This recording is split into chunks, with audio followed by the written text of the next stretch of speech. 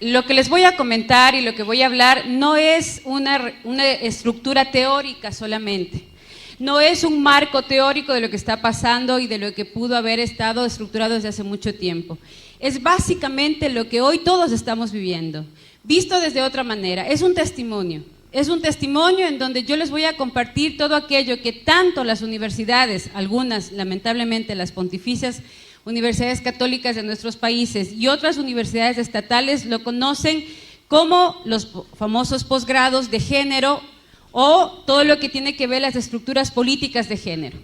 Es importante que sepamos de dónde parten, cómo fue estructurado y quiénes estaban detrás y con qué objetivo lo hicieron.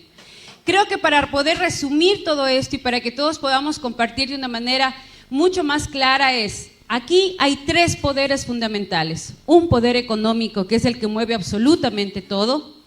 Un poder ideológico y político que tiene intereses, tanto eugenésicos como nazis y de gobierno global. Y un interés netamente ideológico hacia la nueva estructuración de unos nuevos procesos culturales y sociales. Mucho dinero de por medio, muchos intereses de poder de por medio, pero una propuesta que ha ido calando en nosotros de una manera asombrosa.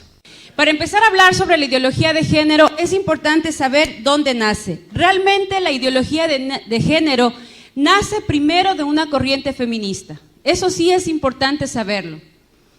Nace desde el momento en que los movimientos sufragistas del siglo XIX y del siglo XX empiezan a trabajar por algo fundamental, que era el derecho igualitario a la mujer y era la búsqueda de la participación de la mujer. Así nace. Nace desde lo que tiene que ver los primeros movimientos feministas. Dentro de estos primeros movimientos feministas vamos a ver qué se exige. Se exige la participación pública de la mujer, se exige el derecho al voto de la mujer. Pero ahí es donde empieza a marcarse una búsqueda de un lineamiento político y de un lineamiento filosófico. Y así estos grupos feministas se empiezan a enmarcar con mucha fuerza dentro de lo que tiene que ver el feminismo liberal. Este feminismo es angloamericano y tiene raíces protestantes. Hace énfasis en el individuo e ignora la importancia de la familia-comunidad, es decir, la mujer y la mujer. El resto quedaba excluido, simplemente se buscaba introducir a la mujer dentro de todo el contexto político y social de la época. Fue muy fuerte la lucha y la campaña con respecto al tema del voto. Luego viene un feminismo socialista. Como este feminismo hablaba exclusivamente de la participación, del derecho al voto, de la participación social y ciudadana de la mujer, es decir, pasar de objeto a sujeto social, se vincula dentro de todo este proceso el socialismo. ¿Y cómo entra? Entra directamente desde el ámbito francés y alemán. Busca sobre todo reivindicar a la mujer desde lo social y utiliza a Engels, a Marx, socialistas muy conocidos de la época. Y así pasamos de la famosa lucha de clases entre ricos y pobres, empresarios y obreros, a la lucha entre el hombre y la mujer. Ahí es donde rompemos la relación familiar, la relación de pareja y empezamos a construir un enemigo al cual tenemos que vencer. Es decir, la mujer y el hombre enfrentados, como que a partir de eso íbamos a solucionar nuestros problemas. Es así que dentro de toda esta propuesta se habla de que las mujeres son la primera propiedad privada y la opresión de las mujeres por parte de los hombres es la primera opresión de la clase. Le dan un énfasis a un gobierno amplio que solucionará los problemas de las mujeres. Tenían planteamientos explícitos de liberación sexual, es decir, yo soy tan igual al hombre que yo no tengo por qué tener hijos. Si él no tiene hijos, yo tampoco, y si para eso tengo que usar anticonceptivos, llegar al aborto y empezar a tener una vida promiscua como a lo mejor algunos hombres la tienen, pues yo tengo el mismo derecho. También para ellas la familia y el matrimonio son instituciones que las oprimen, que son opresoras frente a la mujer, y por eso entre sus objetivos principales estaba la abolición de la maternidad y la paternidad. Y para esto era imprescindible la anticoncepción y la despenalización del aborto. Ambos tienen en común el rechazo de la discriminación y ya aparecen los planteamientos malthusianos. Es importante ver cómo esta ideología que parte del siglo XIX y parte del siglo XX, donde toma mucha mayor fuerza, ya se ha convertido ideológicamente en parte de lo que nosotros somos. Yo no quiero que me levante la mano nadie de lo que está aquí, cada uno es una pregunta individual, pero ¿cuántas y cuántos de los que estamos aquí usamos o hemos usado anticonceptivos?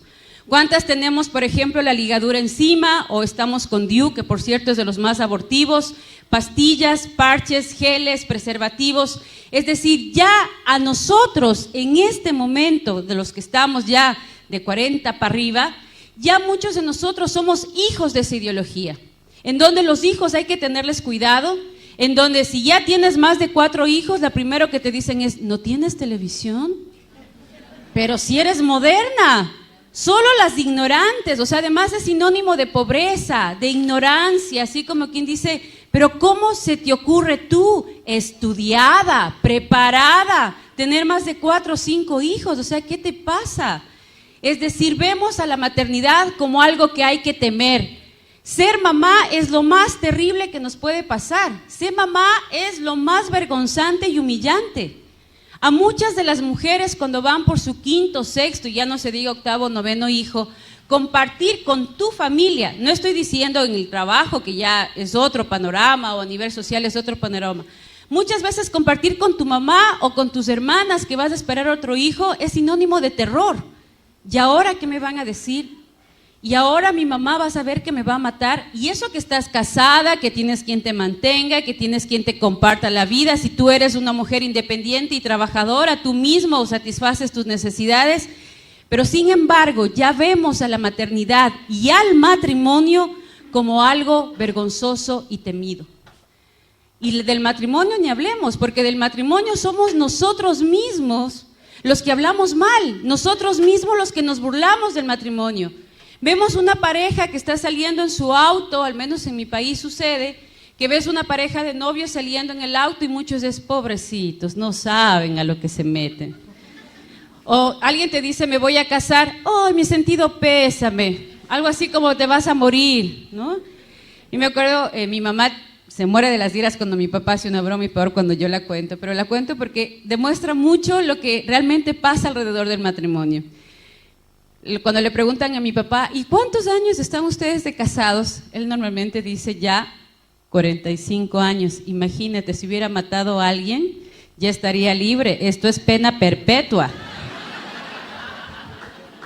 Entonces, claro, cuando ya empiezas a oír esas cosas y tienes 15, 16 años, dices, no, el matrimonio, paso, ¿no? Porque si tan malo es el matrimonio y tan malo es ser mamá, pues vénganse todos los anticonceptivos y todo lo que tenga que evitar el matrimonio. Y hoy postergamos el matrimonio 35, 40 años, preferimos tener una pared de títulos, una cuenta corriente bien gorda, casa, terreno, tarjeta de crédito, auto, a tener familia, a tener hijos.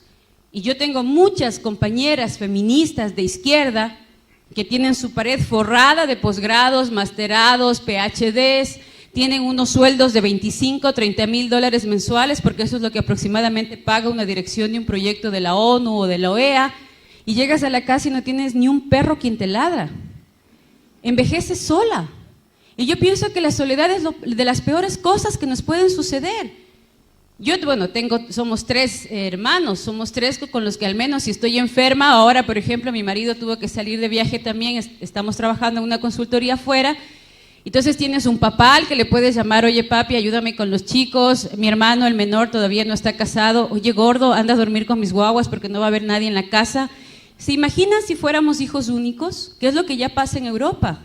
Se muere el papá, se muere la mamá, él se queda solo, un primo vive a miles de kilómetros del otro, estás enfermo, no tienes a nadie quien pedir que siquiera te pase un vaso de agua. La familia es en donde más tenemos que invertir y uno de los objetivos políticos y económicos es justamente eso. Europa creció económicamente en el tiempo en que la empresa era familiar y se construía la empresa desde lo familiar. Pero a nosotros nos dijeron que era más importante tener títulos antes que construir en la empresa familiar. Y a partir de eso, las economías europeas están totalmente destrozadas y están en manos ahora de Asia. Y en América Latina, muchas de las empresas familiares también están desapareciendo porque nuestros hijos, o nosotros como hijos, ya no queríamos ser parte de la empresa familiar. Le tenemos miedo a la familia como factor de crecimiento económico y factor de crecimiento social. Y eso es un cambio ideológico que parte desde estos movimientos.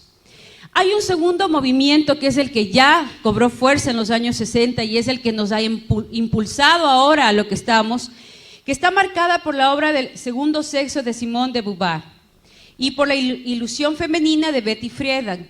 Este movimiento tiene ideas marxistas, pero junto con el liberalismo sexual. Aquí es donde se impulsa muchísimo lo que era la anticoncepción. Estos factores produjeron la revolución intelectual, fueron el inconformismo de los jóvenes, se sentían oprimidos, se sentían que no tenían mucho espacio de participación. El movimiento pacifista hippie, sexo, droga y alcohol, que promovía el amor libre, las relaciones sin compromiso, informadas pero puras, que es otro fenómeno. Mijita, prueba, ¿no? A ver cómo te va. Si te va bien, te casas, y si no, no. Yo cuando trabajo con jóvenes siempre les pongo un ejemplo, y es, miren, yo no sé cómo son las leyes en Argentina, pero en mi país, y creo que nos parecemos en muchos países, y hasta hoy por aprensión lo hacemos, cuando yo voy a comprar un auto, supongamos que Manuel me va a vender el super Porsche negro deportivo con el que nos fue a ver al aeropuerto, me pide $15,000 y acordamos que se los voy a pagar. Pero yo antes de pagar esos $15,000 voy a ver que no tenga problemas a nivel judicial, a nivel legal, que tenga todos los permisos, que funcione, que tenga absolutamente mecánicamente todo bien, me aseguro de todo eso y ahí luego de asegurarme de todo eso firmo el contrato y ahí le doy los $15,000 a Manuel por su Porsche. Cuando yo entrego el cuerpito latino, yo les paso a muchos jóvenes gratis, sin un papelito, sin el nombre siquiera. Me interesa más las cosas, los objetos, que yo como persona. Si me choco el auto, Dios mediante, con esfuerzo y todo, capaz que lo recupero. Pero si me da SIDA, o si me contagio de virus de papiloma humano o de clamidia y luego me quedo infértil para toda la vida, y el cuerpito latino lo entregamos gratis. ¿Ustedes se imaginan que yo le pida a este joven simpático su computadora y le dijera, oye, te quiero comprar el computador, pero necesito que por favor me lo dejes usar 1 año. Después de ese año, si me gusta, te lo compro. ¿Me vendes? Pero a mi hija sí le digo, prueba, mijita, prueba a ver cómo te va. Si te va bien, te casas, y si no, regresas. Pero la computadora sí no la suelto, ¿no? Eso es lo que hacemos, nos tratamos peor que objetos. ¿Dónde está nuestra dignidad de ser humano? O sea, no podemos hacer de nuestro cuerpo un objeto que todo el mundo pueda usar, que todo el mundo pueda disfrutar, y si no te gusta, te dejo. Pero sin embargo, como hay una ideología detrás y la hemos aceptado como si fuera algo maravilloso, como si fuera algo revolucionario, porque además las feministas nos dicen, ¿no? Progreso. Estamos ya en el siglo XXII, tenemos que ser modernos. Ya Europa lo aprobó. Ya en Estados Unidos es una ley como diciendo, mira, nosotros vamos por la cola y no podemos estar detrás. Y sin embargo, no nos dicen todo lo que ellos están viviendo ahora. Pero hay un tercer feminismo, un feminismo revisionista que está apareciendo ahora en el siglo XXI, apareció ya a finales del siglo XX, y es un estudio y una reivindicación a partir de lo que se vivió en los otros feminismos. Este feminismo es nuevo, está apenas apareciendo. Hay una es una diputada, senadora de la Comunidad Económica Europea, que lo está liderando, y ella hace un análisis en donde dice que Badinter es la que está trabajando en esta propuesta, que las mujeres no estamos dispuestas a sacrificar nuestra maternidad y la relación con el trabajo. Es decir, nos interesa tanto ser productivas, pero no por eso dejar de ser mamás. No quieren construir una familia sin papá y mamá. Nos interesa el tener al papá a nuestro lado, el hablar del hombre como un compañero, el hablar del hombre como un amigo, no un enemigo a vencer. Quieren ser madres y trabajadoras, tener ese espacio legal para poder movernos. Exigen que los hombres no se desentiendan de su responsabilidad como padres, revalorizan las tareas que las mujeres hacen tradicionalmente, llegan a la conclusión que la liberación sexual de las mujeres habría beneficiado más a los hombres porque es a las mujeres a las que nos ponen aproximadamente 75 miligramos de levonorgestrel todos los días con el uso de anticonceptivos. Los anticonceptivos nos engordan, nos terminan los huesos, nos dañan la piel, se nos cae el pelo, aparte de que nos ponemos muy gorditas también, que es producto de este uso de hormonas. Y una cosa que muy pocos la denuncian a partir del uso de anticonceptivos es la primera causa de muerte de enfermedades cardiovasculares en América Latina con las mujeres es justamente por el uso y abuso de anticonceptivos. Somos la primera causa de muerte de las enfermedades cardiovasculares y está relacionada al uso de la anticoncepción, y ahí sí nadie dice nada, ahí sí nadie habla de la salud cardiovascular, pero sin embargo sí hablamos de la salud sexual reproductiva, que es la que produce realmente nuestra enfermedad y nuestra muerte. Estiman que la mujer ha perdido su identidad femenina para asemejarse a los varones, produciéndose la peor de las alienaciones, ya vamos a hablar más adelante de esto, y buscan implicar al hombre en el logro de la igualdad real entre los dos sexos. En general, de una manera resumida, ¿qué promueve el feminismo?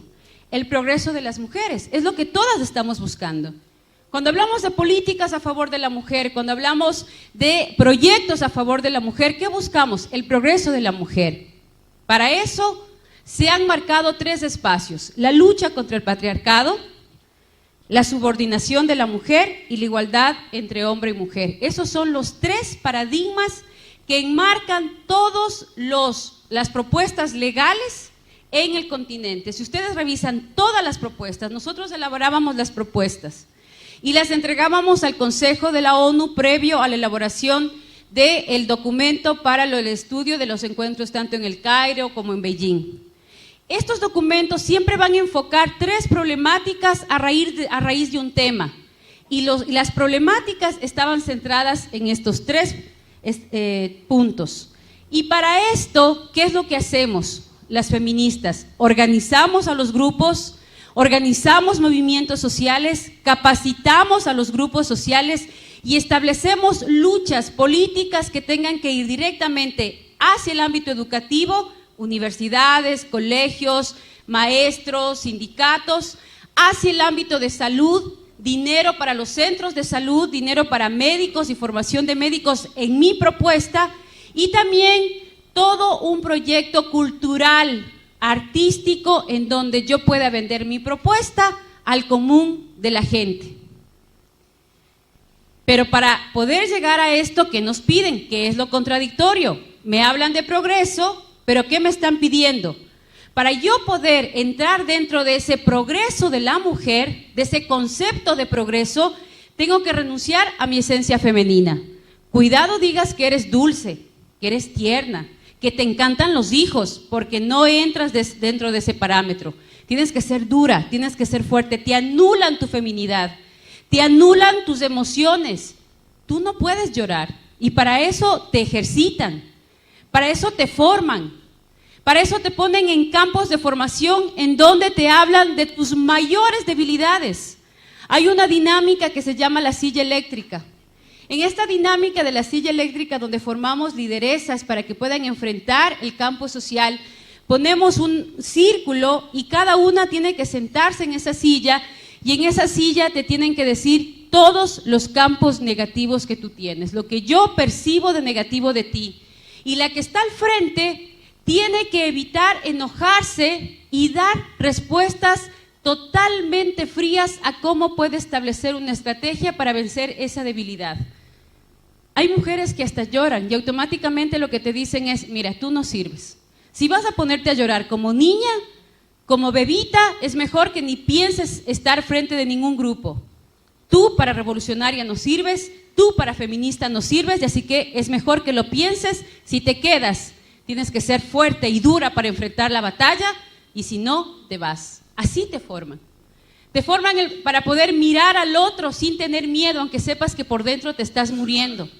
Pero que sepas que tienes una pistola y que si hay que usarla, hay que usarla. Y que no te puede temblar la mano. Y así forman a las feministas. Diana Conti es formada desde los 16, 17 años para poder enfrentar lo que está enfrentando. Para que todo el mundo le diga que es una liberal, que dónde está su familia. ¿Ustedes creen que ella, en el fondo de su corazón, no sentirá la presión social que implica liderar estas propuestas? ¿Que habrá ratos en que no quiera desmoronarse? Claro, porque somos humanas, pero tiene que vencer eso porque así está formada. Porque así tiene que hacerlo para cobrar el dinero que cobra y para poder estar en el lugar en el que está. Aparte de eso está promover la liberación sexual, es decir, si tú tienes 10 amantes, yo voy a tener 20 como mujer. Defender el aborto a petición, porque como tú eres hombre y no te embarazas, yo tampoco me tengo por qué embarazar. Y si para eso tengo que terminar asesinando a mis hijos a cambio de un título, asesinando a mis hijos a cambio de un buen sueldo, asesinando a mis hijos a cambio de un posgrado, pues lo voy a hacer. Porque primero estoy yo y yo. El resto no me importa. Si el resto quiere venir conmigo, que venga. Y si no, pues es su derecho quedarse. Disociar la reproducción de la sexualidad. Es decir, no importa el resultado. Si yo tengo placer, lo voy a vivir.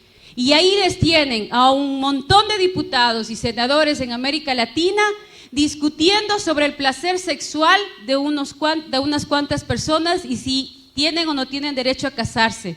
Cuando en el fondo, si nosotros vemos, estamos discutiendo sobre un tema genital, sino un tema de 2 o 3 personas que tienen placer sexual, besándose y amándose entre hombres o entre mujeres.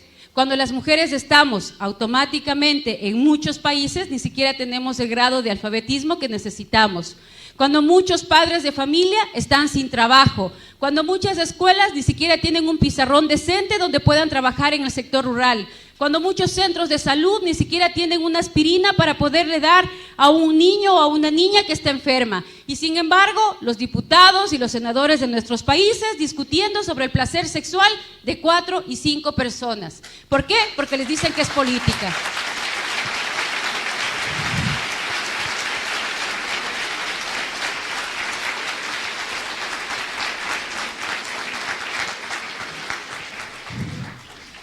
Además, es importante empezar a trabajar dentro de combatir la igualdad salarial, que ese es un punto. Siempre van a encontrar en las propuestas feministas puntos positivos que nos enganchan, pero que tienen con el paquete completo. Es como cuando yo te vendo un proyecto, en el caso de los gobernadores, que nosotros les financiábamos proyectos de los gobiernos locales. Le dábamos dinero para el alcantarillado, pero como eje transversal le poníamos género y salud sexual. Entonces el alcalde feliz empezaba a construir su puente y no se daba cuenta que dentro del convenio yo tenía la obligación de ir con mi equipo a capacitar a los maestros de las escuelas en el uso y abuso de anticonceptivos. Pero estaba el puente construido. Promover la promiscuidad sexual y el lesbianismo, porque es parte de las políticas de control natal. Ya van a ver que lo dice las Naciones Unidas clarito. La homosexualidad es parte del control natal para América Latina, un documento oficial de la ONU. Ingresar forzadamente al mercado laboral, es decir, y aquí hay muchas que lo hemos vivido, cuando vas a un sitio y te dicen, ¿en qué trabaja? Y como nos han lavado tanto el cerebro que ser mamá, estar en la casa es lo más denigrante, agachas la cabeza y dices, solo soy ama de casa. Solo soy ama de casa. O sea, por favor, ¿quién no ha estado en la casa y quién no ha estado con los hijos no sabe de lo que está hablando? Aquí habemos algunas que somos mamás y sabemos que desde medicina, psicología, economía y todo lo que se puedan imaginar, uno lo tiene que saber. ¿Cómo? Pides ayuda al Espíritu Santo, porque te viene la de 20 años con la crisis de que se peleó con el novio y no sabe qué hacer. Viene el de 14 años que resulta que el profesor de matemáticas le mandó un ejercicio de X sobre Y al cuadrado y que tiene que resultar pi y dices, Virgen Santa, ¿y qué será eso? Y viene la de tercer curso y te dice, mami, lo que pasa es que me mandaron a hacer un ensayo de lenguaje sobre el Quijote de la Mancha. Y tienes que pasar desde la psicología a la filosofía y las letras en un santiamén, porque además todos te quedan viendo así como diciendo, Mamá, la respuesta. Vamos de uno en uno y despacito, porque de lo contrario termino haciendo el deber de álgebra en lenguaje. Promover la agenda de género es otro de los puntos que nace del feminismo, porque a las mujeres nos hablaron tan mal de los hombres y nos enseñaron a odiar tanto a los hombres que hoy terminamos en la cama de otra mujer, porque les tememos a los hombres. Y ahí también inicia la agenda de género, porque tengo tanto miedo de vincularme con un hombre, porque me han hablado tan mal de los hombres, que el amor entre mujeres dizque es más puro. ¿No? ¿Cuáles son las estrategias para esto? El primer canal que se utilizó en todos los grupos y a partir de las conferencias internacionales fue el punto como estrategia global, el control de natalidad como derecho humano. Fue el primer punto. ¿De dónde parte? Eso es importante saberlo. La ideóloga del control natal hay muchos, pero la que más fuerza ha tenido, la que más se ha leído, a la que más se le ha impulsado y la que mucho dinero manejó y creó varias organizaciones como la IPPF, que es la que más vende anticoncepción y aborto en nuestra región, es Margaret Sanger. Ella fue la precursora norteamericana de los movimientos feministas, luchó por la imposición del control natal, el uso libre de anticonceptivos y el fomento del aborto. Margaret Sanger es el ídolo de las feministas, sobre todo de las de antaño. Hoy se la considera pionera del nuevo feminismo, es decir, de las chicas de 25 y 30 años, porque es mucho más radical en los planteamientos. Fundó la organización La Liga Americana para el Control de Natalidad, hoy denominada IPPF, y en 1914 fundó el periódico La Mujer Rebelde, que se considera el hito comunicacional más importante de la mujer. El control de la natalidad como medio práctico de la política racista.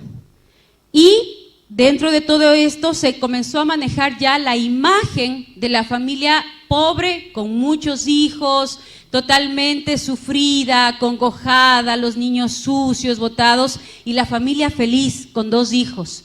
Y empiezan a aparecer ya no las casas grandes, las casas pequeñas. Y hoy todo está construido sobre la base de esta política. Encontrar una casa, yo no sé cómo será acá, pero en mi país yo tengo 3 hijos.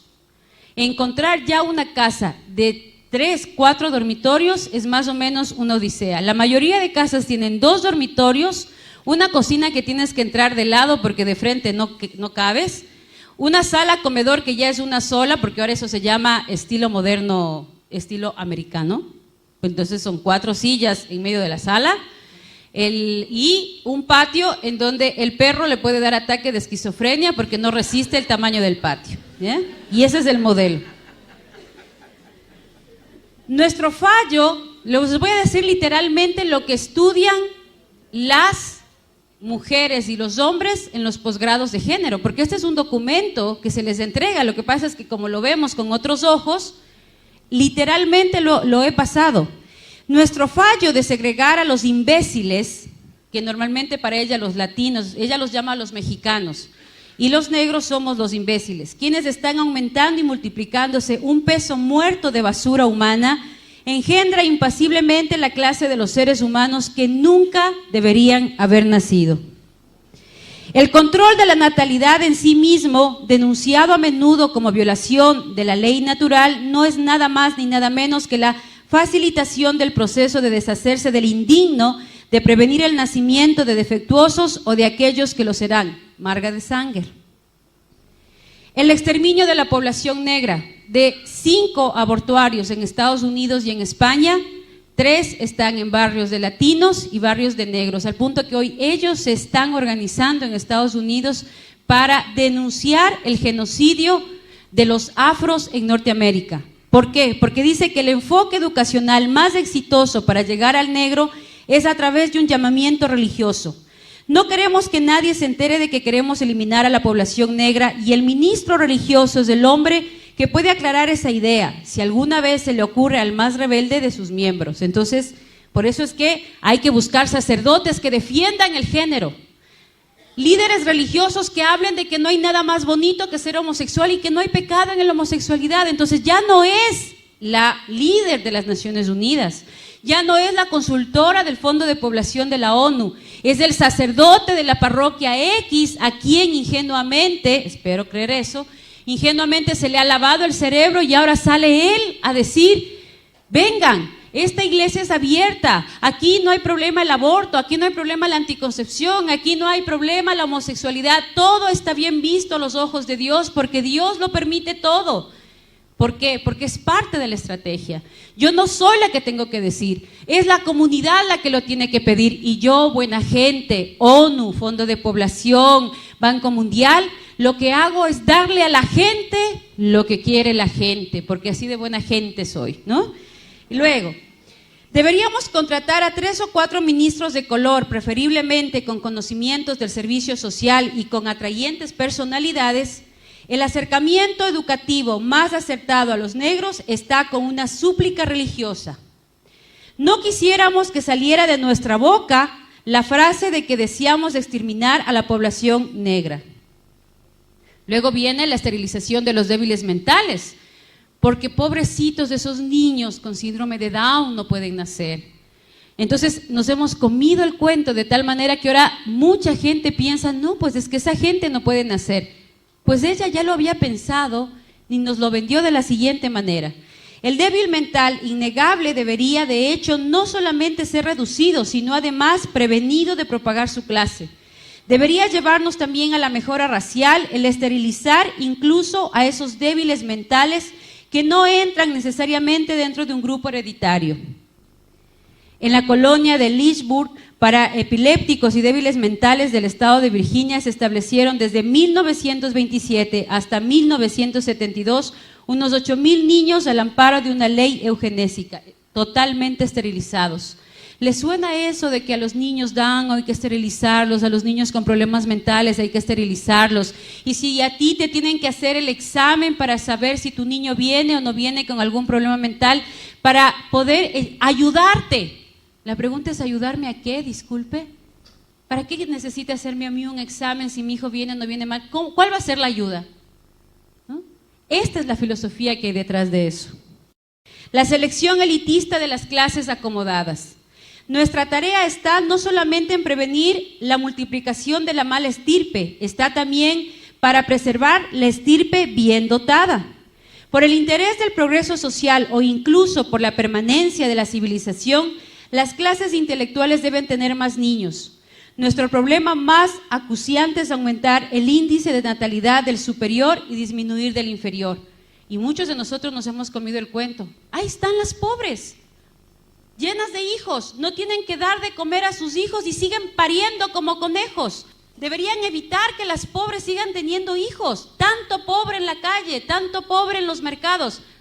Entonces hay que eliminar a los pobres. Entonces se necesita tener tarjeta de crédito, cuenta corriente, casa, auto y profesión para poder tener hijos. Igual a China. En China, si tú tienes dinero y puedes mantener, pagas el impuesto por cada hijo que tienes. Y si no, tienes la obligación de abortar, porque el gobierno te obliga a abortar porque los pobres no pueden tener hijos.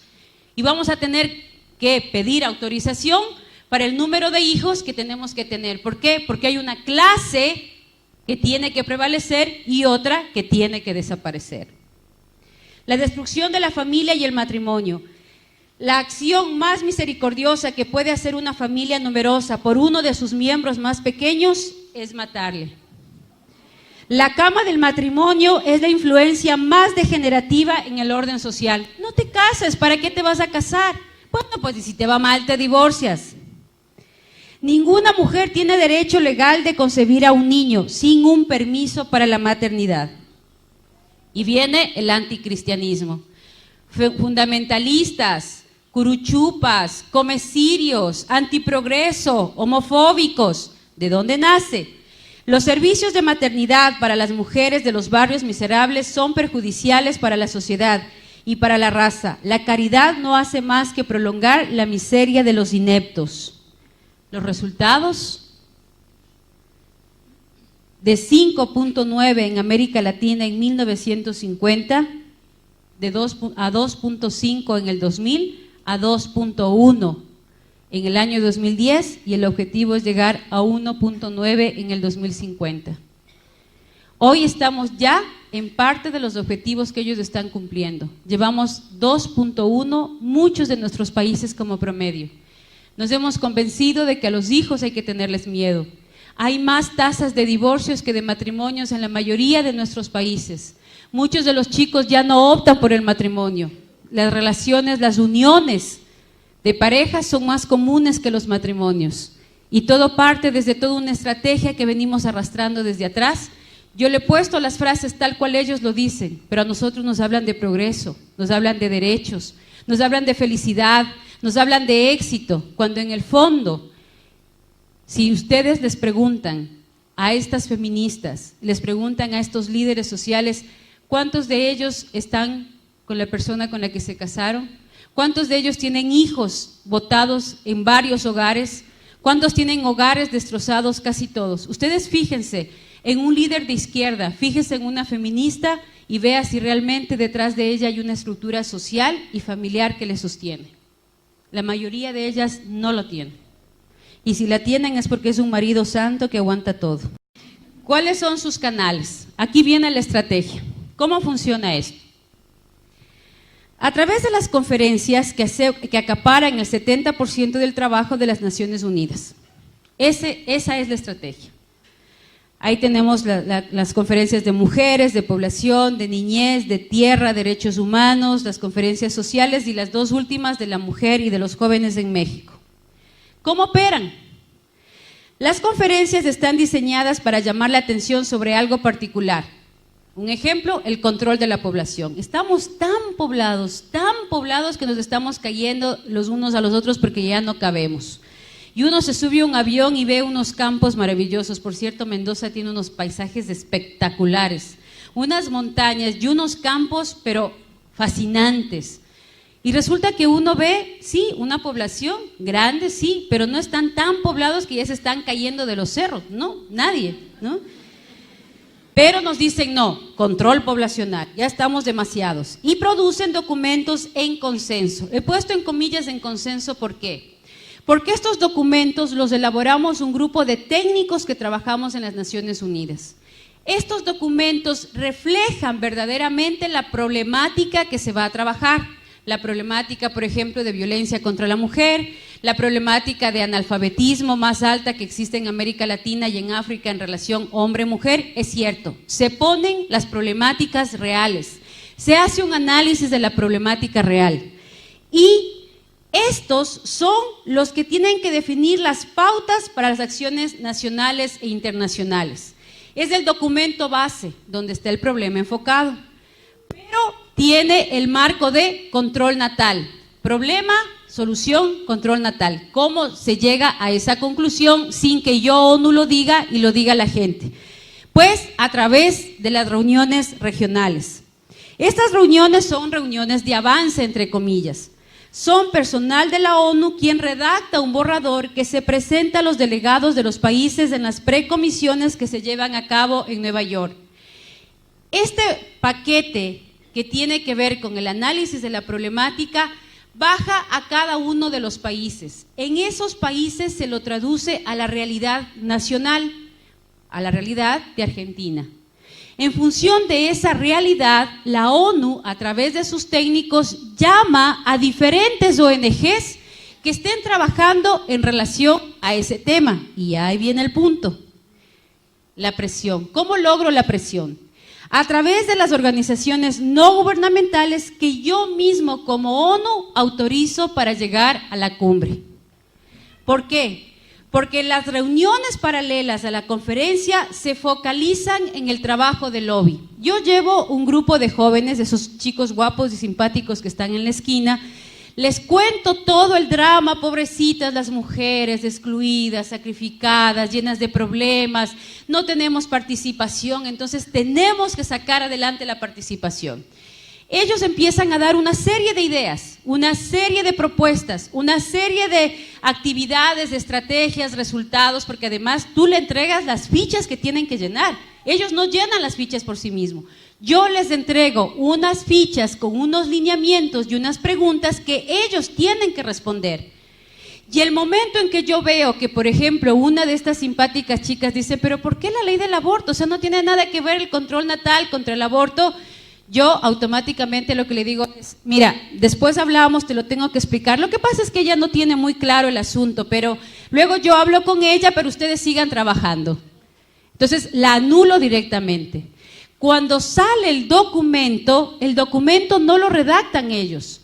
Yo contrato una relatora, las famosas relatoras de mesa, que son las que ya están capacitadas por mí, las que ya recibieron absolutamente toda la información que yo necesitaba, recoge 4 o 5 planteamientos de ellos y lo traduce al lenguaje que la ONU quiere plantear como política internacional.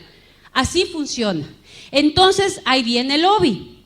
En el lobby, a los delegados, senadores, diputados, delegados del área ejecutiva de cada uno de los gobiernos, yo le digo, usted como diputada que ha venido a la ONU, quiero darle a conocer el documento que trabajamos en su país hace exactamente 3 meses y lo trabajaron más de 100,000 jóvenes argentinos y estas son las conclusiones. Si usted no aprueba esas conclusiones, estará traicionando el sentir de las mujeres y de los jóvenes argentinos. Entonces, por favor, vote. Este es el pedido de los jóvenes en el país.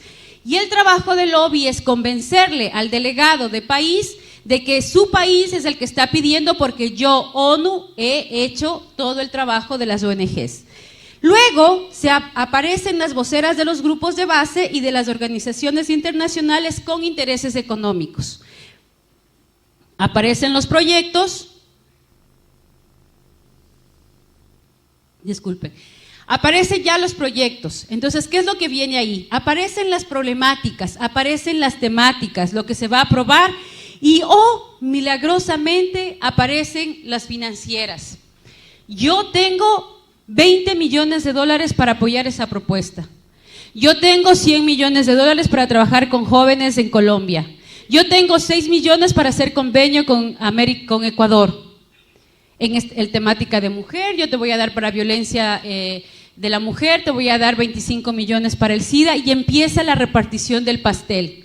Y como se empieza a generar un espacio de necesidad versus oferta, creen, en la problemática quedó a un lado y ahí se empieza la danza de los millones en función de los proyectos que se empiezan a ofertar, entre comillas, para cumplir el objetivo planteado en esa conferencia. ¿Cómo lo hacemos? Con oficinas permanentes en la ONU para ayudar el objetivo de la ONU, de la cumbre en la ONU. Si yo me doy cuenta que María de los Ángeles es una líder espectacular, que maneja muy bien el lenguaje, que tiene muy claro cómo distribuir los presupuestos, yo le digo, María de los Ángeles, quiero hacerte una propuesta desde la Secretaría del Senado. Tengo en este momento 25 millones de dólares para trabajar en la temática de mujer, que tú los puedes distribuir acorde a los diferentes programas que tienes. Yo tengo ya algunas ONGs que las he visto, que me gusta el trabajo que hacen, y tú ayúdame a seleccionar algunas otras más.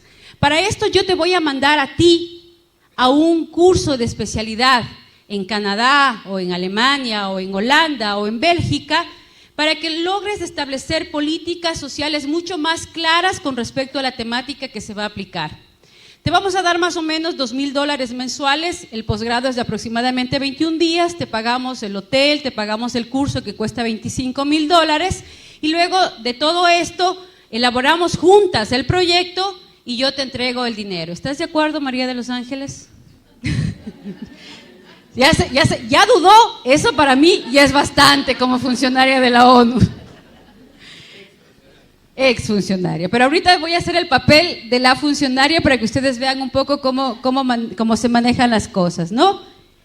Ahí hay algunas ONGs que hay que conocerlas. Está Parenthood, la famosa IPPF, está el Comité Latinoamericano del Caribe para la Defensa de los Derechos de las Mujeres, el famoso CLADEM, Católicas por el Derecho a Decidir, que ya está en tendencia a desaparecer, porque inclusive la presidenta de las Católicas por el Derecho a Decidir, frente a un ecógrafo, no dudó de que ahí hay vida y dijo claramente que con los avances científicos ya no se puede decir que no hay vida.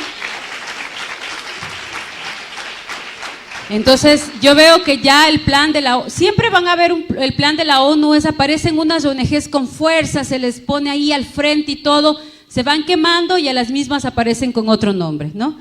Está el Popular Council, que es de los más fuertes y es de los más desencarnados porque tienen estudios económicos, estudios geográficos, estudios antropológicos, sociólogos y todos trabajando en función de esta propuesta y otros más, ¿no? Aquí está también, está llegando a Argentina el IPAS, que tiene su oficina central en México, está Plan Internacional, está también el Banco Mundial, ya los vamos a ver ahora. ¿Cómo funciona esto? ¿Qué hay detrás? Uno dice, bueno, todo hasta aquí es así como político, ideológico.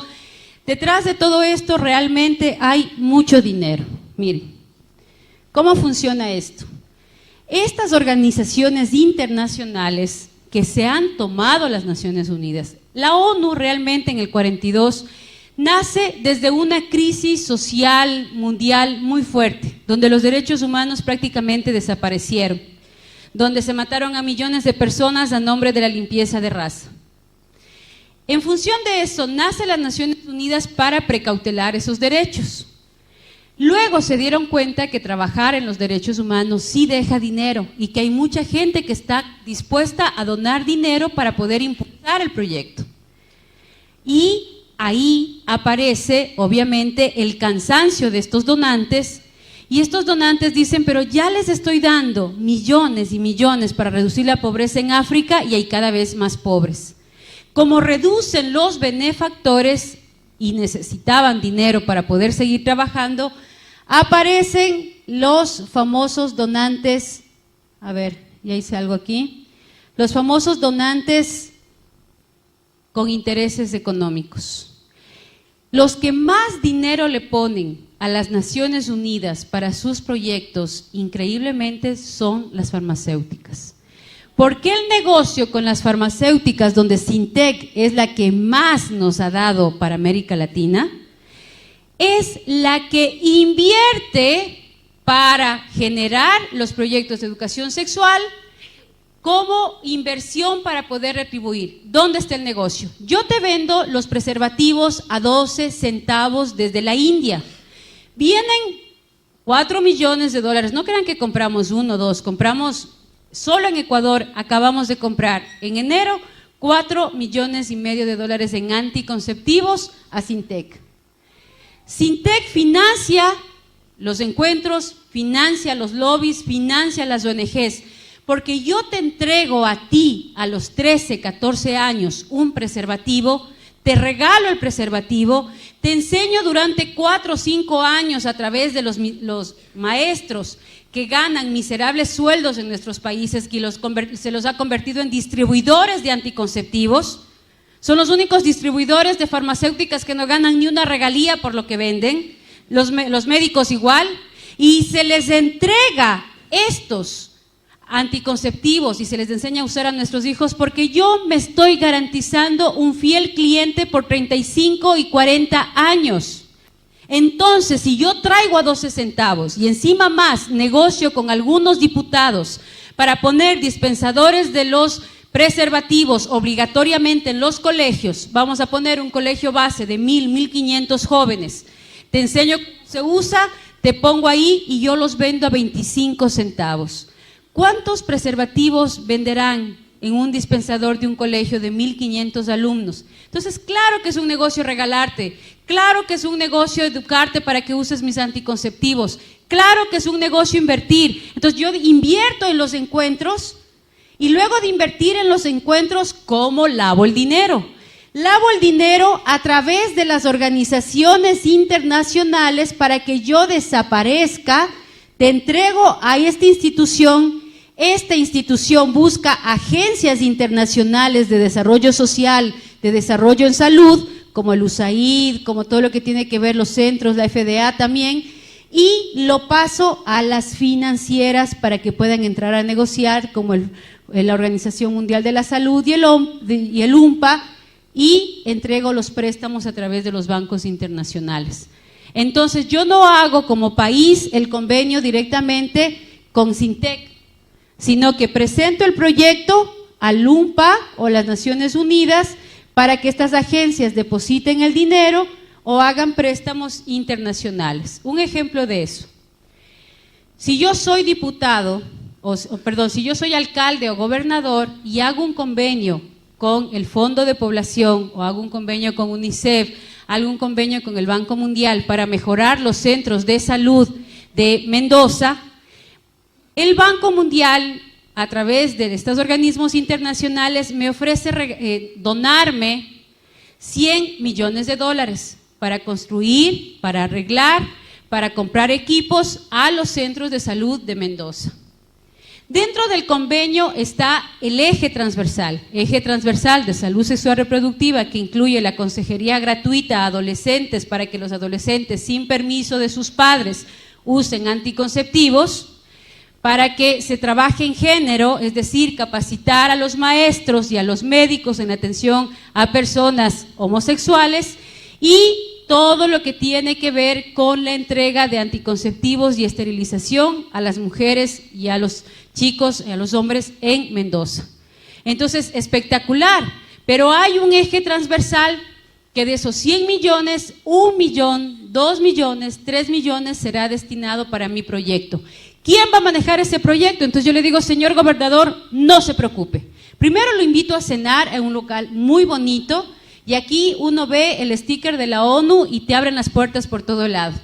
Nadie puede entrar, pero si le dice, soy funcionaria de la ONU, siga por favor. Le llamo de la ONU para hablar con el gobernador, claro, siga por favor.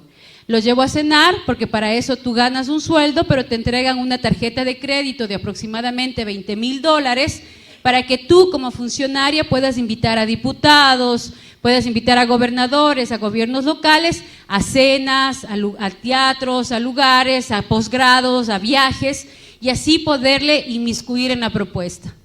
Le digo, mire, usted encárguese de estos 98 millones, yo voy a contratar los técnicos, porque yo me imagino que usted no tiene experiencia en esto de contratos sociales, ONGs y todo. Yo ya tengo el estudio de con qué ONGs puedo trabajar, y en función de esas ONGs yo empiezo a implementar el proyecto. Yo tengo mi equipo, tengo mi gente, así que usted de eso no se preocupe. Firma, y empezó el proyecto sin que nadie se dé cuenta y sin tener que buscarme marchas en contra, ni que vengan los Provida a decirme que esto no está bien, ni que vengan un montón de viejitas comerciarios a decirme que eso está mal. Ni se han enterado, ya está firmado el convenio y ya está el dinero en la gobernación. La más grande de estas ONGs que trabaja en todo el continente, desde México hasta Brasil y Argentina y Chile, es la IPPF. El que está al frente de la IPPF actualmente es el hijo de Margaret Sanger. La IPPF, Alexander Sanger, él es el gerente de la IPPF actual. Y la IPPF en su página web, ellos, la verdad es que nosotros no leemos, pero ellos lo tienen bien clarito y lo ponen ahí directamente. La IPPF trabaja para mejorar el acceso a la anticoncepción de emergencia para ayudar a prevenir embarazos no planificados y abortos inseguros. ¿Qué quiere decir? Que trabaja por el aborto seguro, que vende abortivos, que vende aborto químico, que esteriliza y entrega anticonceptivos a los jóvenes sin mayor información. Y aquí ustedes no ven absolutamente en ninguna parte de la página, en ninguna parte, lo que tiene que ver con el peligro de las enfermedades de transmisión sexual de nuestros hijos. Yo lo único que hago es vender un negocio. Entonces, imagínense qué negocio. Te entrego anticonceptivos. Como sé que no existe sexo seguro, tienes dos opciones: o te embarazas o te enfermas. Si te embarazas, te vendo el aborto. Y si te enfermas, te vendo, por ejemplo, la famosa vacuna en contra del virus de papiloma humano, que le dicen muy noblemente en contra del cáncer de útero, que no hay tal cáncer de útero si no hay virus de papiloma humano, que es una enfermedad que se transmite vía piel a piel por el simple sudor de la piel. Entonces yo también te vendo las vacunas. ¿Cuánto cuestan? $475. ¿Cuántas dosis? 3 dosis. ¿Cuánto cuestan los retrovirales para el SIDA? En Brasil se los produce a $170, $180 y nos lo venden en nuestro continente entre $800 y $1,000.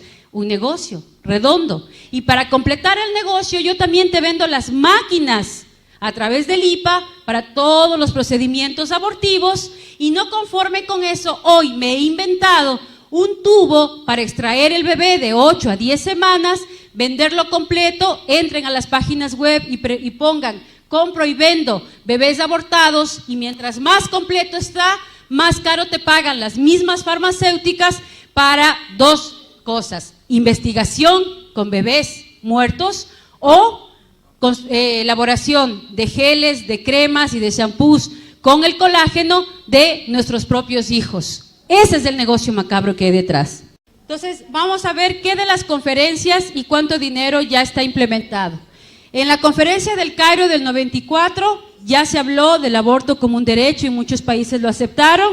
Incluyeron los derechos sexuales y reproductivos, y desde 1998 todas las constituciones, todas, sin excepción alguna, todas las constituciones del continente incluyeron dentro del marco constitucional en el área de derechos humanos el concepto de salud sexual reproductiva, sin considerar lo que eso implicaba.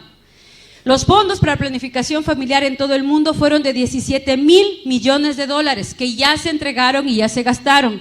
Educación sexual y sexo seguro desde los 14 años, que ya empezamos ahí a elaborar los primeros textos educativos para ser entregados a nuestros hijos. Representantes de Honduras como Lorena Casco y también Cecilia Royals fueron las que más guerra nos dieron en esa época. Ellas fueron las que impidieron, y gracias a ellas muchas de estas políticas en América Latina no se introdujeron, porque alertaron a varios de los gobernantes que estaban ahí y a varios de los delegados. Se habló también de que los niños que nazcan deben aparecer como niños deseados, y se empezó aquí a introducir dentro de todos los textos de salud, dentro de todos los libros de ginecobstetricia, el concepto de niños deseados como política desde la resolución de El Cairo. Se trató de cambiar el concepto de familia a familia en todas sus formas, y Europa lo acogió. América, desde Norteamérica, Canadá hasta el Cono Sur, no la adoptaron en el 94. Luego en Beijing, ya los logros que se tuvieron y que ya estamos viviendo el resultado de eso se trata negativamente al matrimonio, a la familia y a la maternidad, y se empieza a hablar de la importancia de vivir las relaciones sexuales como un derecho sin llegar ni al matrimonio, y no importa el sexo, no importa el estado civil, no importa si eres hombre, si eres mujer, no importa absolutamente nada. Buscan eliminar la discriminación específicamente en el tema de la homosexualidad, y ahí aparecen las primeras leyes en Europa y en Norteamérica para incluir la libre orientación sexual, tanto en los diferentes estamentos estatales hasta llegar a los estamentos constitucionales. Y ya en muchos países se ha logrado: México, Colombia, Argentina, que ya les voy a decir, son los 3 parámetros. Este es un dominó. Este dominó que tiene la ONU tiene 3 puntas a nivel latinoamericano y del Cono Sur. México, por ser, entre comillas, país católico, está la Santísima Virgen María y su influencia tiene mucha fuerza por la guadalupana.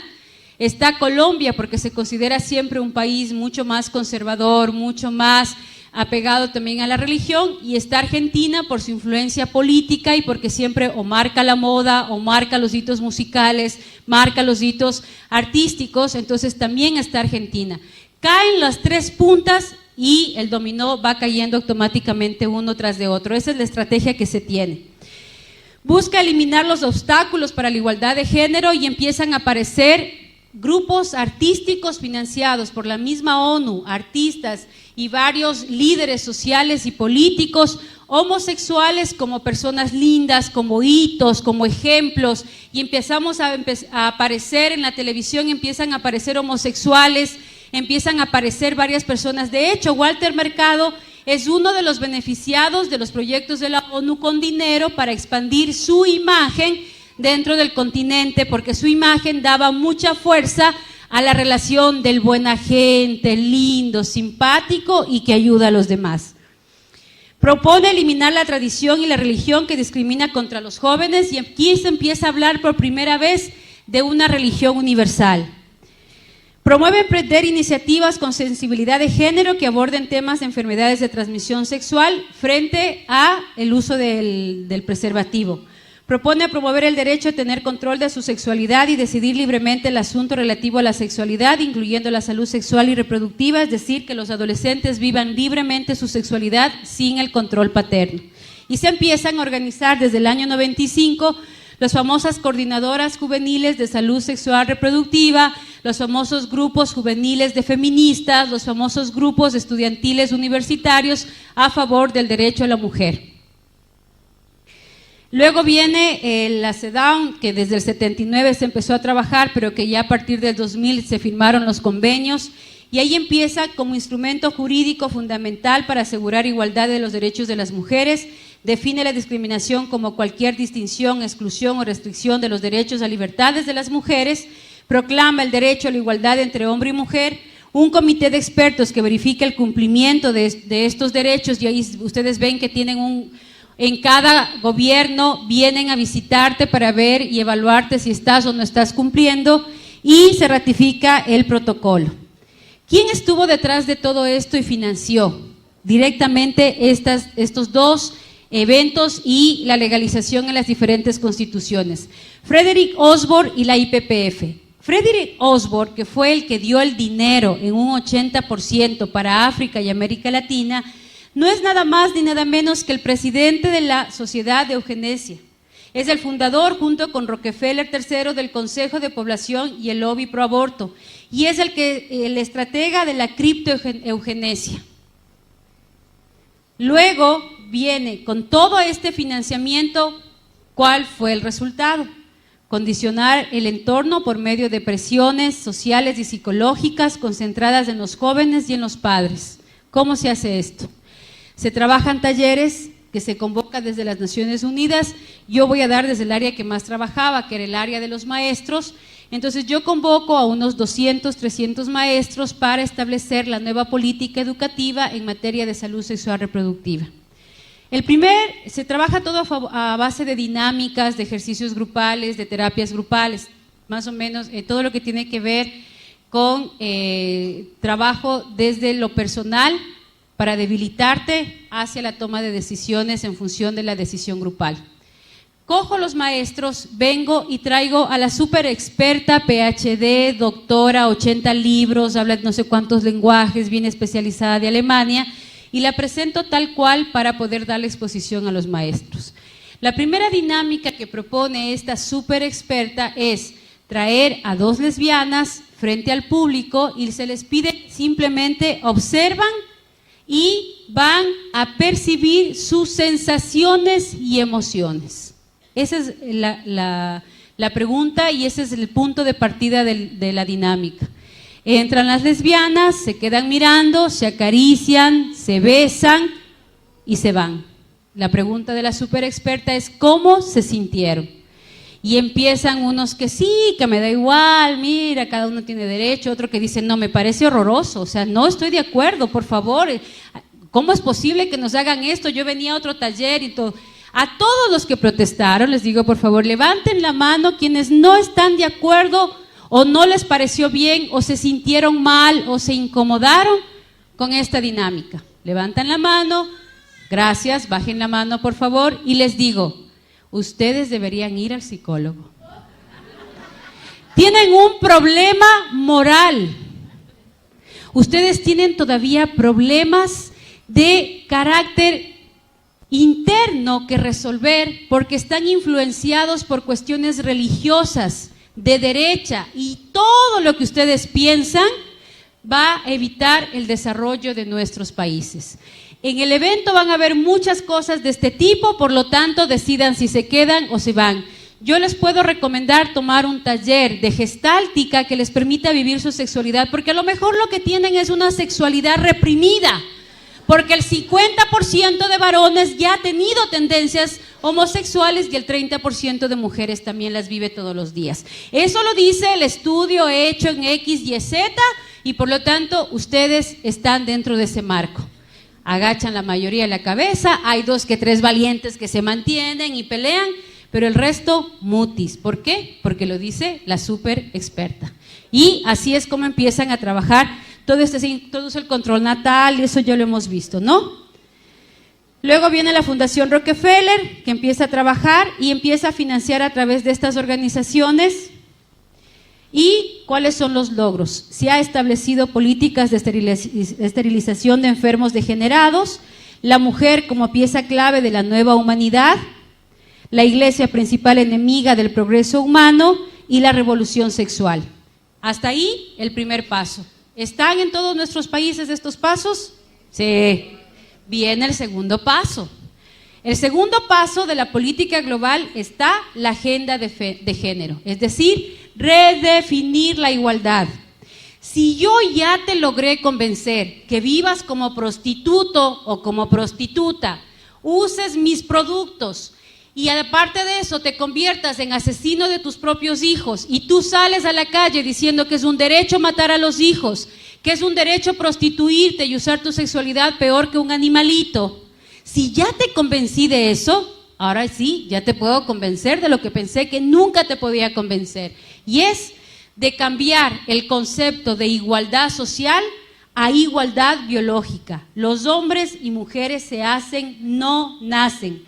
Todos por todas. La violencia de género cambia por la violencia de mujer. Por eso hay grupos de feministas, la vieja guardia, que no aceptaron muchas de estas agrupaciones de esta propuesta. Porque era la pelea que apareciera públicamente a la imagen de la mujer, que aparezca socialmente a la imagen de la mujer, que no quede excluida y de pronto vuelve a desaparecer porque ya no hay el concepto mujer, ahora hay el concepto género. Y nuevamente desaparece la palabra mujer y aparece la palabra de género, que es nada más ni nada menos que ya no solo puedo tener derecho a decidir si matar o no matar a mis hijos, sino que ya te convenzo de que puedes ser hombre a pesar de ser mujer. Y el ejemplo más grande que tenemos de esto es esta mujer que se puso hormonas, se viste como hombre, se pareció a hombre, pero su naturaleza le grita. ¿Y ahora? Y mejor voy para acá. Le grita que es mujer. O sea, por más que tenga toda la apariencia, es mujer, tiene su útero, tiene sus ovarios, tiene sus óvulos, se quedó embarazada. Es tan mujer que eligió a un hombre como pareja. Lo que pasa es que está tan cucú que quiere parecerse al hombre y así se siente más feliz y así se realiza más. Es como ese hombre que necesita que le encadenen y le den a palos y le den a látigos para decir, ¡ay, qué placer! A ella le encanta vestirse de hombre, pero es mujer, su naturaleza le grita que es mujer. Entonces, si yo soy capaz de convertirte en asesina y asesino de tus propios hijos, ahora te voy a decir que no importa el cuerpo en que nazcas, lo importante es el placer que sientas con ese cuerpo. Y si para eso tienes que sentirte mujer siendo hombre o hombre siendo mujer, pues estás en tu derecho porque eso es género. Y entonces sexo es igual a género. Un ejemplo de esto que les puedo poner es, imagínense lo que sería mañana a una ballena que se sienta una paloma encerrada en el cuerpo de una ballena. Y mañana sale disparada volando por los mares del continente. O al perrito de la casa que de pronto se sienta un gato encerrado en el cuerpo de un perro. Ni los animales. Ni los animales han llegado al punto de preñadas romperse el vientre para matar a sus propios hijos. Ni los animales han llegado al punto de querer ser lo que no son. O sea, a un pez jamás se le ocurriría sentirse pájaro, porque además sabe que se muere en el intento. Y eso es lo que está pasando aquí. Nadie les está diciendo a estos chicos que están viviendo su orientación sexual los terribles daños biológicos que implica esa decisión. Y si no, preguntemos en Europa cuántos anos artificiales han tenido que poner en los homosexuales que viven libremente su homosexualidad. ¿Cuántos genitales masculinos han tenido que amputar por las infecciones terribles que se da dentro de su salud el momento de las relaciones anales. Ahí sí nadie les dice nada. Que las enfermedades de transmisión sexual han transmutado desde lo genital a lo anal y a lo bucal por las prácticas sexuales que este tipo de ideología nos está enmarcando y nos está creando como parte de nuestra sociedad. Vamos a ir rápido, que tengo 5 minutos. Es el fraude, cómo nació esta propuesta de Kinsey. Les pido que por favor estudien el documento de Kinsey. Un depravado sexual sobre el cual se basa la teoría de género es un médico psiquiatra que utilizó a niños huérfanos de 8, 9 y 10 meses para que sean violados por un grupo de personas que están encarceladas y que se les consideraba personas peligrosas, criminales peligrosos. Él puso a estos criminales a violar y a abusar sexualmente de estos niños y se dio cuenta que después de 3 o 4 veces que eran violados sentían placer sexual porque ya no lloraban. Y el estudio que parte este señor es la base de género. Es tan imposible probar científicamente la teoría de género que por favor no se metan a discutir el género desde la parte filosófica. Género se debe discutir desde estrictamente la parte biológica, la parte conductual, la parte científica que ustedes pueden probar. Un ejemplo sencillo de eso es que si en este momento, Dios no quiera, hay un terrible incendio en esta sala y todos quedamos achicharrados y no se reconoce nada de nosotros, el médico forense lo único que podrá decir de esta sala es que había 300 mujeres y 200 hombres, punto. No puede decir que había un medio hombre por ahí o una media mujer por allá. Si a Manuel le quitan un pedazo de hueso y a mí me quitan un pedazo de hueso, el médico lo único que va a poder decir es: hay un esqueleto masculino y hay un esqueleto femenino, punto. Somos tan diferentes los hombres y las mujeres que psicológicamente, hormonalmente, biológicamente funcionamos de manera totalmente diferente. El hombre es más paso por paso. Las mujeres somos mucho más detallistas. Un ejemplo cotidiano de eso, un desayuno en la mañana. Mi amor, ayúdame a hacer el desayuno. Se baña, se afeita, se viste, se arregla, nos atrasamos al colegio. Mamá haciendo el desayuno, mientras se pone las faldas, prende el agua. Mientras prende el agua, se pone el rulero para salir guapa. Mientras se pone el rulero, lanza los uniformes a la izquierda y a la derecha para que los chicos lo cachen y se lo vistan.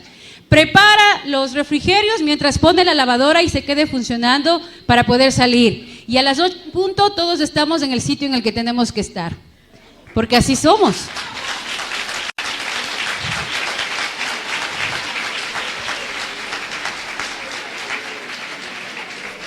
Y ahora imagínense, ¿no?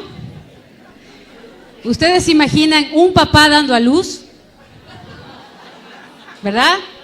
Ahora imagínense ustedes sin los brazos de esos hombres, sin la practicidad de ellos, que cuando tú llegas toda alborotada y le cuentas: es que mi trabajo, es que la vecina, es que la comadre, es que los hijos, es que el colegio, es que el mercado, es que el problema, el que no sé qué, no sé cuánto, y él te queda mirando así, no entendió nada de lo que le dijiste y te dice: sí, mi amor, claro.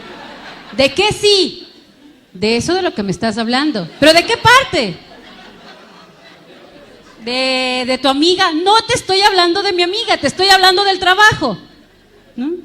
Pero sí esos ojitos de popurrí, sin sus halagos.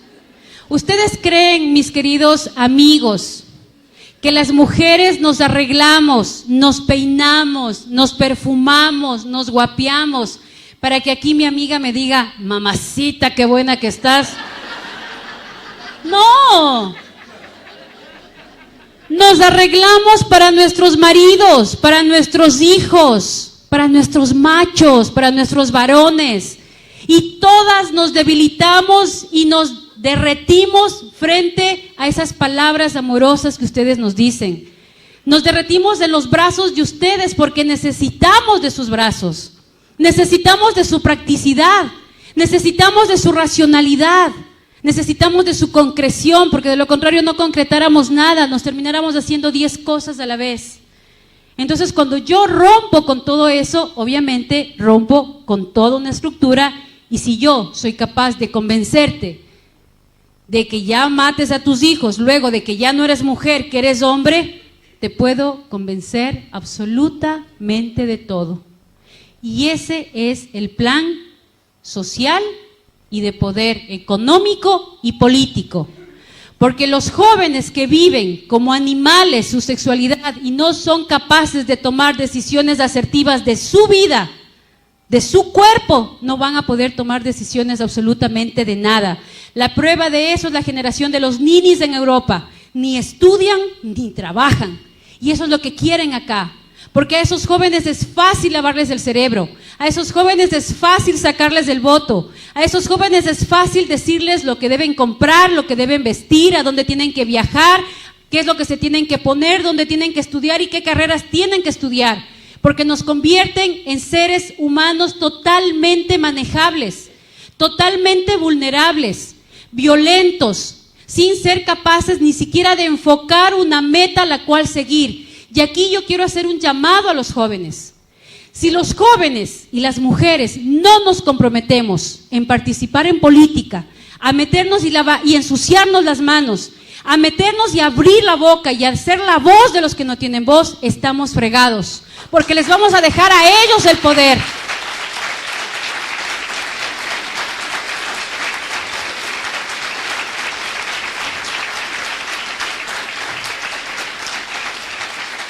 Si ustedes no participan, de nada les sirve tener 100,000 personas en la calle y 80 en contra dentro del Congreso, dentro de los diputados. No nos sirve de nada. Están en época de elecciones. Si ustedes no se deciden en participar, si ustedes no deciden enfrentar la parte política, Liliana y todas las diputadas que están alrededor de ella no van a poder hacer nada porque están solas. Necesitan gente adentro. Si ustedes jóvenes no son capaces de extorsionar a los políticos, de presionar a los políticos y decirles, yo soy su futuro votante por varios años. Si usted no me firma este papel donde se compromete a defender la vida y la familia, yo y todos los míos no le daremos el voto. O firma o considérese un cadáver político, porque nadie va a votar por usted. Es así como tenemos que actuar.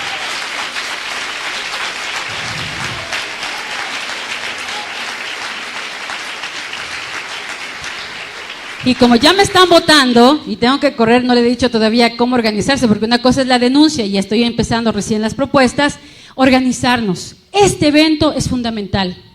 Este evento tiene que unirse con todas las fuerzas internacionales que en este momento están trabajando. Estas son algunas de las organizaciones internacionales que están ya dentro de los Estados Unidos, en la ONU, con oficinas propias. Son gente buena que ya se ha logrado introducir en los canales de la ONU para romperle sus esquemas, para romperle su participación. Si no nos organizamos y no tenemos claro cómo actuar, no lo vamos a lograr. No hace falta que salgas y digas a la calle que el aborto es un pecado, se te van a reír en la cara. Tienes que decir lo que es el aborto, un crimen, y a mí como mujer nadie me va a obligar a asesinar a otra mujer. Así vive en el vientre de mi útero, porque todas las mujeres tenemos derecho, incluida aquella mujer que vive en el vientre de otra mujer. Por lo tanto, estamos por el derecho de todas las mujeres, porque nadie me va a obligar a mí a mancharme las manos de sangre asesinando a mi propio hijo, porque ese hijo es muy fácil quitármelo del vientre y de mi corazón y de mi mente. ¿Quién me lo va a quitar?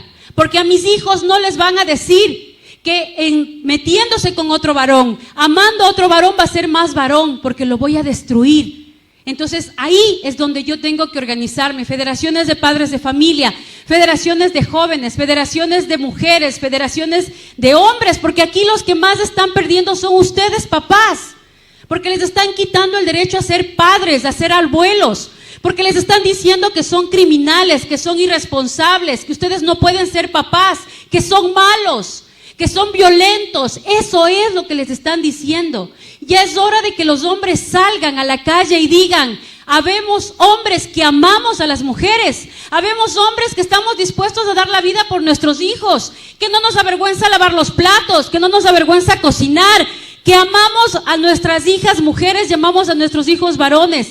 Los católicos, los cristianos, tienen que salir a la calle a defender su derecho de hombres, porque hombre no es aquel que tiene más mujeres, hombre es aquel que tiene una y la ama para toda la vida, y ustedes han demostrado ser hombres valiosos.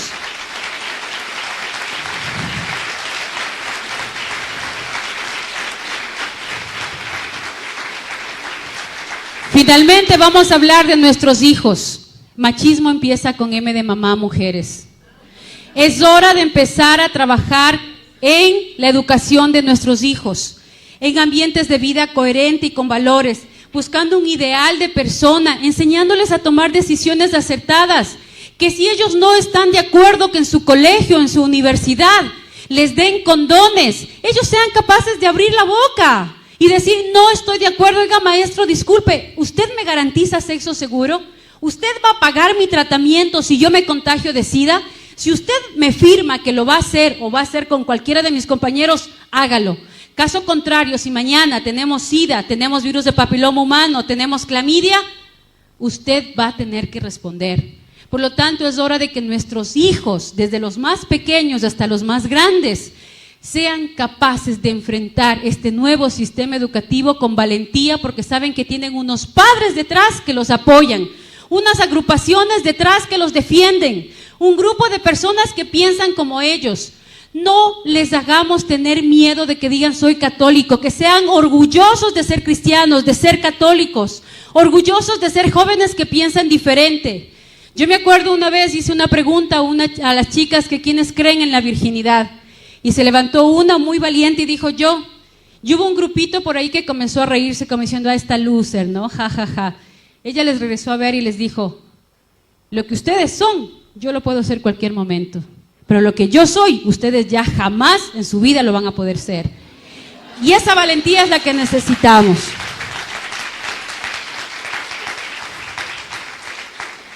Bueno, ya están ahí, yo creo que con esto terminamos.